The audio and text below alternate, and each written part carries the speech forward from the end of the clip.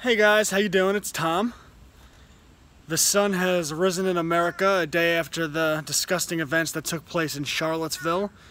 All political violence should always be condemned. There's no place for it. It doesn't do anything toward advancing anything positive in terms of societal change in America. Societal change, the reason I got into this in the first place.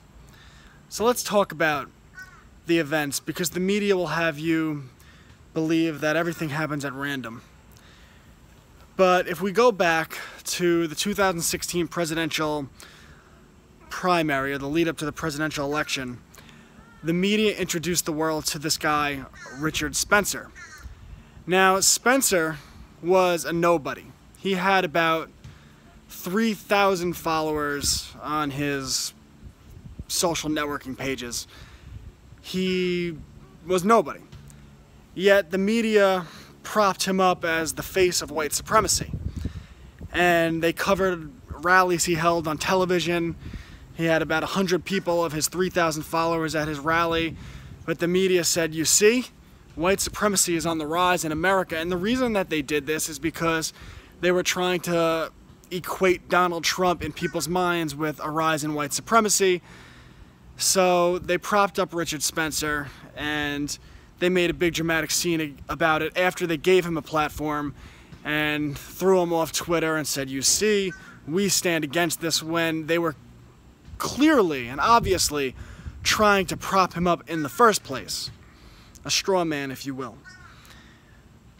Then we have conservative speech, libertarian speech being shut down all over the country. And what we see is these rallies. Berkeley's the great example, right? Ben Shapiro, people of that ilk, having their speeches shut down by Antifa on college campuses all across the country.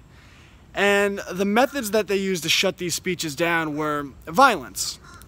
Lauren Southern got urine thrown in her face, and many people got beat up. And Antifa, who claimed to be anti-fascist, would use violence to suppress the free speech of libertarians and conservatives. Now, the reason they were able to do this was that the media convinced these people, the schooling system, the media, that anyone who thinks outside of their small little echo chamber, anyone who has libertarian or conservative thoughts, must be hateful. These people are like Richard Spencer. And because these people are hateful, they're less than human, so you have a right to use physical force to shut them down. This is the new form of government fascism. They do it through the people. And if you watch my report, The New Fascism, that I released yesterday, I strongly recommend you do, I outline this in greater detail. So now, the inevitable happens, what the political establishment had planned on happening all along. It's problem, reaction, solution. They created this problem knowing what the reaction would be. So now you have prominent conservatives and libertarians' speech being shut down all over the country, and eventually you have factions of Antifa and factions of white supremacists, who are a very small number in this country, inevitably meeting at the same place. And this came to a head in Charlottesville. And predictably, there was fighting all day. I was watching the videos all day. Antifa starting fistfights, the white supremacists starting fistfights, and it was escalating violence. And eventually, the violence, it was, it's basically a soft war zone. I mean, not with people being killed, but with fistfights. And eventually, someone takes it too far and drives their truck into a crowd, and someone gets killed, very sadly, long before, regardless of their political beliefs. No one should be getting killed. We should be having intellectual debate. So someone gets ran over, and I guess a bunch of people do, but one person dies, and the media gets what they wanted all along. They wanted to be able to point to this small fraction of people who align with Spencer and are white supremacists and say, you see, white people are bad, everyone's a white supremacist, white people are the reason for your problems, and the media uses it to push this narrative of right-wing terrorism. When in reality, it's a very small fraction that was propped up by the media and the political establishment on purpose and part of a divide and conquer strategy. And they were propped up so that people that prescribe to Antifa And that sort of thing would feel justified in using violence against Trump supporters to shut down the expression of free speech. Trump supporters who are by a far majority peaceful people, just like Bernie supporters, the far majority are peaceful people. Hillary supporters buy into everything that is mainstream politics, but they're peaceful people. But the media created a narrative, and they got what they wanted in Charlottesville yesterday. This is their monster. They created this, and they did it on purpose, and now they're going to run with the narrative that there's a big problem with white supremacy in America, when if there is, it's only because they're propping it up in the first place. And it's so ironic because they purposely gave this platform to Richard Spencer when he was a nobody, purposely to build him up to create the narrative of white supremacy, yet they fully supported, because they wouldn't call it out, Antifa regularly using violence to shut down the platforms of people who are conservative libertarians who you might not agree with their politics, but they're fine, they're peaceful people. I don't agree with all Ben Shapiro's politics, but he should have every right to hold a rally at a college campus and say whatever is on his mind politically. But they want everyone to view their political opposites as less than human, because if they're less than human, then you're justified in using violence. These are the same tactics they use for war, right?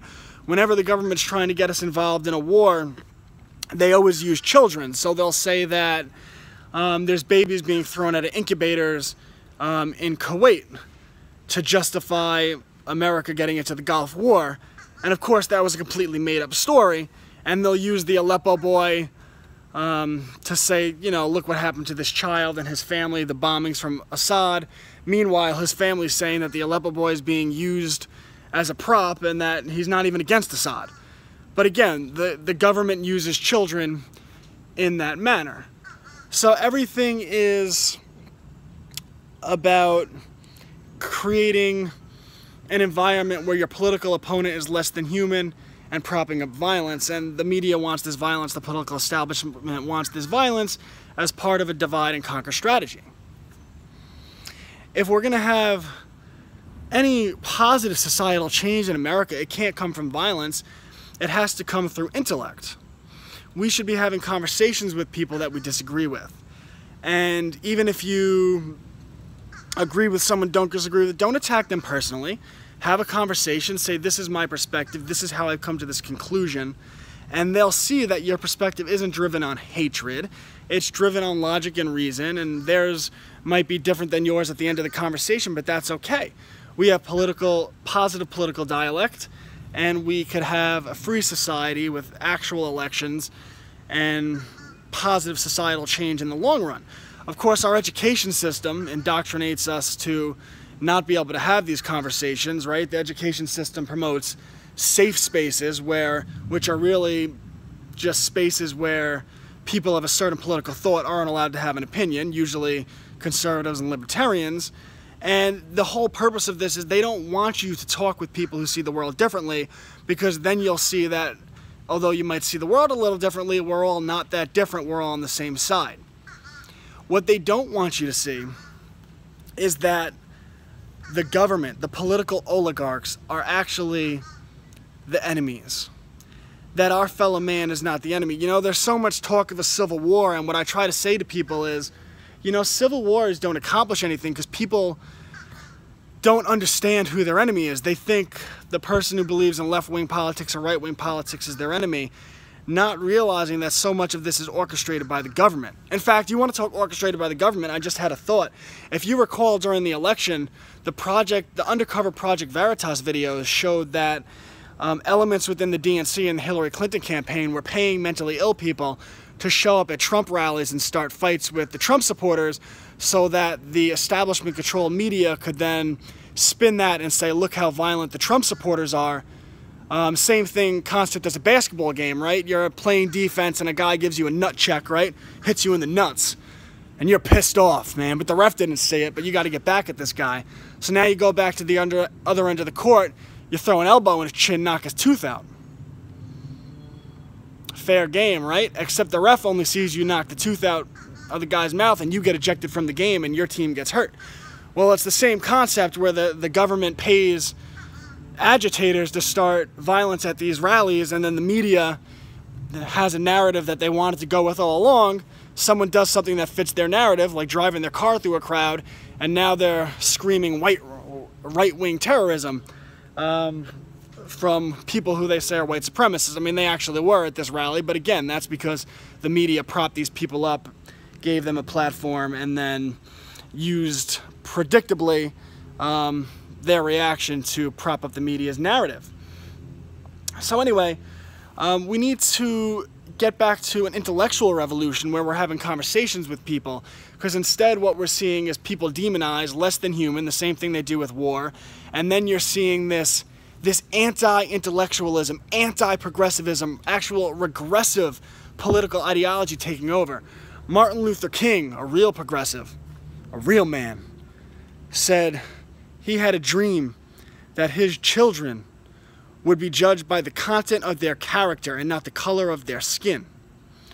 But today, what progressivism has become, because it's not progressive, it's political establishment-controlled, media-driven narrative of divide and conquer. Today, we see college campuses having no whites days where they're actually promoting segregation. And again, watch my report on the new fascism. I outline how they've purposely hijacked these movements to actually push progressivism to be regressive policy. So you have these people who are good in nature because they think they're promoting diversity and equality, but they're actually promoting division.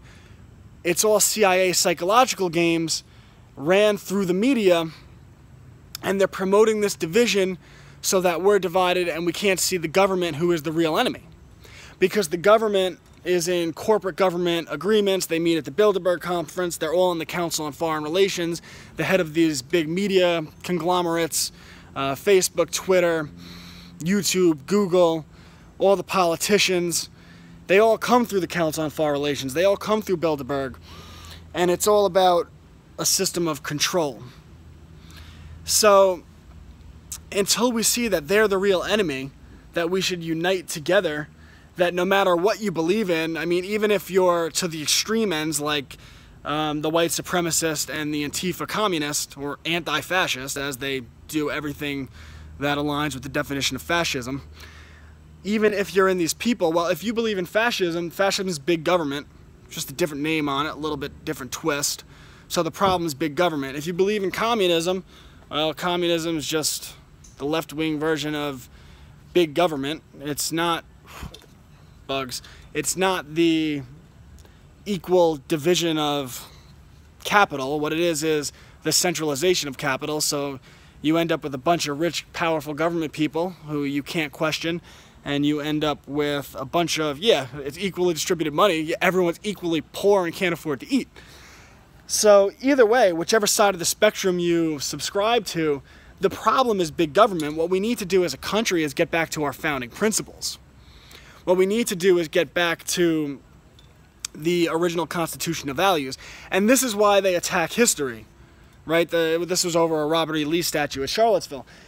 History is always condemned, not because, yes, there are many bad parts of history. Slavery is a bad part of history. But history is not condemned in America by the political establishment because, and the media, which is the political establishment, they buy the politicians.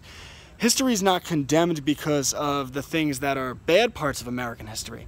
They want to condemn American history because they don't want people to see the good parts of American history. The Constitution, freedom of speech, because in other countries you can't speak freely because they have their clever ways. They label things as hate speech so that, for instance, in Britain, if you call out that there's a problem with Islam in terms of violence, then you're arrested for hate speech. Now, again, I don't like to think of things in everything, so I say that there is a sector of Islam which has been used for violence, and again, that's been used over the last 17 years. I could show you documents from 17, 20 years ago, UN documents stating they're going to flood the West with migrants from the third world. So this was all a plan, problem, reaction, solution. So then Western armies invade Iraq, they invade Afghanistan, they invade Syria, they invade Libya, and naturally the radical elements of Islam gain relevance because you have all these kids for 17 years growing up seeing that Western soldiers and bombs dropping over their homes, and all they know is that they're there and their family's being killed by the West. So now radical Islam gets propped up even more. But again, this is all by design. And then they flood the West with these migrants, a migrant crisis that was created by design. The government was well aware that if you overthrew Gaddafi, he was the only thing stopping migrants from coming from Africa into Europe. So you overthrow Gaddafi and then you flood the West with migrants, and the migrants predictably attack the ones that subscribe to the literal word of the Quran, the radical side, and then if you call that out, you're arrested for hate speech, because this is, you calling that out is against the government's plan all along, which is to bring in those third world populations. I'm not going to get into too much now as to why they want to do that, but the point is that you don't have free speech around the world. In America we have it, but now they're trying to attack it in a different way. The ADL is now in charge of censoring quote-unquote controversial content on YouTube, which isn't controversial. I mean, they've censored Dave Rubin. All Dave Rubin does is interview people from all sides of political spectrums and allows them a platform to speak, and questions, kind of plays the devil's advocate to whatever they're saying. He opens up dialogue on people, which is great. But they're shutting people like him down because it's not about hate speech, it's about shutting down anything that's actually intellectual conversation, anything that goes against the political control system of divide and conquer. So they're trying to shut down speech that way now, and Twitter bans sensitive content. Again, it's all the same thing, it's just censorship. And they're trying to shut down grassroots journalism, and they're thinking about going after journalists now if they don't give up their sources, because all these grassroots journalists who aren't controlled by corporations are exposing all the corrupt things our government does. I mean, I'm sorry, government, but I don't care. If a CIA guy comes to me with classified documents, I'm a journalist, okay? I'm protected by freedom of speech, and I will report it. I don't care. Come after me. I will report it. I have freedom of speech. The Constitution is my authority. You are not my authority. And the Second Amendment, which protects us from the government, because whether it's, you want to talk fascist and communist, first thing Adolf Hitler did, fascist, right? Took the guns. First thing Stalin did, communist, right? Took the guns. First thing Mao did, took the guns. Governments take guns because they know that once they do that, people can't fight back against them. So I don't want a gun to fight my neighbor, I want a gun to fight my government. I love you if you're my neighbor. You're not my enemy. And we need to get back to these ideas. And the only way we're going to do that is if we realize who the enemy is, because if we're fighting amongst each other, if the left and right are meeting up at rallies in Charlottesville and having fist fight and running each other over with cars, and we're not engaging in any healthy intellectual revival of this country, then we're never going to realize the enemy, and we're going to fight each other. And, you know, we say, oh, there'll be a civil war. Well, I'm pretty sure the establishment wants a civil war. I mean, all the actions they take promote division. So if you don't know what the positive outcome at the end of any war is, then it's like, it's pointless. So we need to talk to people who disagree with you. Don't be afraid, and try. I've gotten very good at this because it's what I do, but not get emotional, not get angry, just have logical, calm conversations. Let them know that you respect their opinion, even if you completely agree with it and think it's backward logic or lacking in logic. And in the end, just through talking to each other, we'll realize that we're not that different. And over time, it won't happen like, oh, I realize that my opinion doesn't work that way. But you plant seeds in people's minds. Hopefully, I hope, seeds about liberty, because those are the seeds I try to plant in your mind. And those seeds grow into, oh, you know what? You know, this guy told me something, and I've been following the news, and I'm starting to realize what he's saying is true. Is the government trying to prop up division, the media, the government, the corporate government? And are the politicians purchased by the media, the same people that run it? And does the CIA have contracts with Hollywood where they push propaganda into Hollywood movies? And does the government hire marketing firms to work on primetime, highly rated shows to push government propaganda, but in a subliminal way so people don't even know it's being pushed on them? I mean, ESPN, shows on ABC, the Comedy Central, it's all propaganda. You can look it up. The government hires marketing firms. Watch my report titled The New Fascism. You'll see.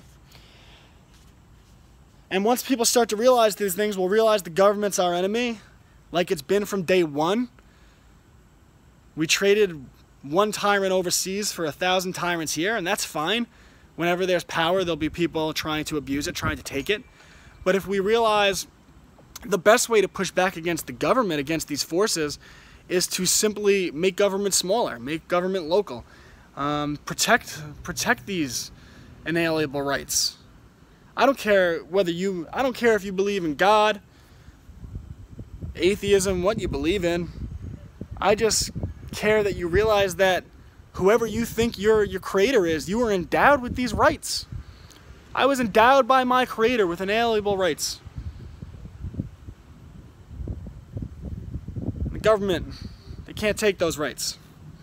So when the spy state grows, the NSA and CIA, and they're spying on everything, our Samsung televisions and our phones, and they have Alexa in our homes, and you make you sign the 1,000-page privacy, whatever agreement, the privacy agreement, and you sign that agreement, and in it says they have the right to give whatever they want to the government, and they're spying on our conversations and storing them in databases. Government, you don't have that right. You don't have that right. My constitutional rights say you don't. And until people stand up and realize the problem with this, and oh, I'm not doing anything bad, right? I'm not doing anything bad. The government can spy on me. The problem with that is the premise is that the government's spying on you to protect you and not to protect themselves. But, I mean, this is how people like Seth Rich get killed. This is how people like Michael Hastings get killed. Because the government spies on them, realizes that these journalists are going to expose corrupt things the government's doing, so what do? They kill them. So the government's not spying on you to protect you. They say that. That's how they market it. They spy on you to protect themselves. So we need to get back to liberty. We need to get back to constitutional rights. And until we do that, we're just going to keep fighting amongst ourselves.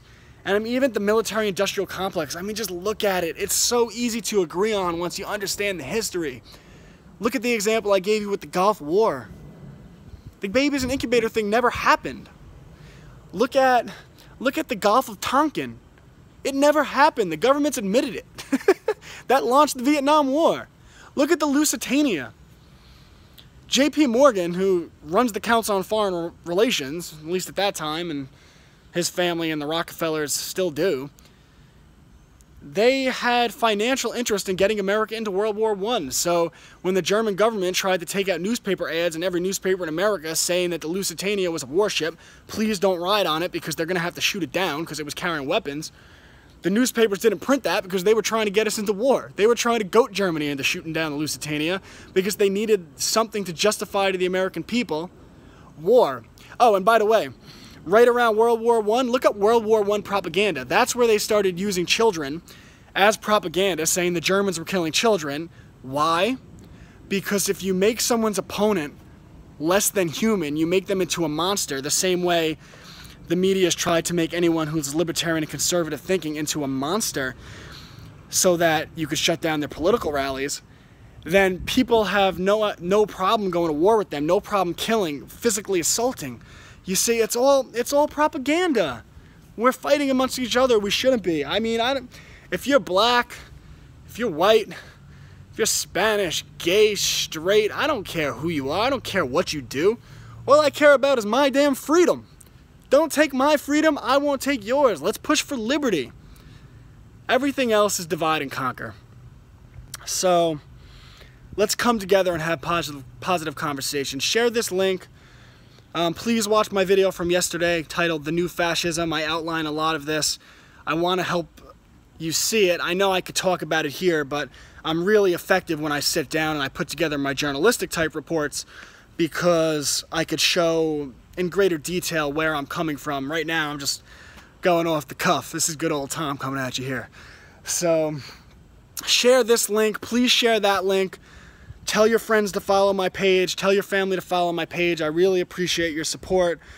If you want to support me in a deeper way, Go to patreon.com. For as little as $1 a month, you could support my operation. And I also release exclusive access videos for only my Patreons, where, you know, I just give kind of things like this, give my rants, just my thoughts on things. And I also give video previews for upcoming big videos I have, so you could gain exclusive access by subscribing to my Patreon account. And on top of it, you get exclusive access and you feel good if you want to help promote my message of liberty, intellectual revolution, and loving your fellow man. Because if you're out there, even if you disagree with me, even if you think you hate me, I love you, and I will continue to push love into this world. I believe in positive energy. I believe if I'm positive toward people, they'll see that, and eventually they'll realize that I'm not their enemy. And that positive energy will come back and find me. It will find my family. It will find our future generations, and that we can fight back against this corporate government who has gotten very sophisticated in the way they divide us, very sophisticated in the way they conquer and have control, money, and power. All right, guys, I'm Tom Anderson, FFR News. Share these links.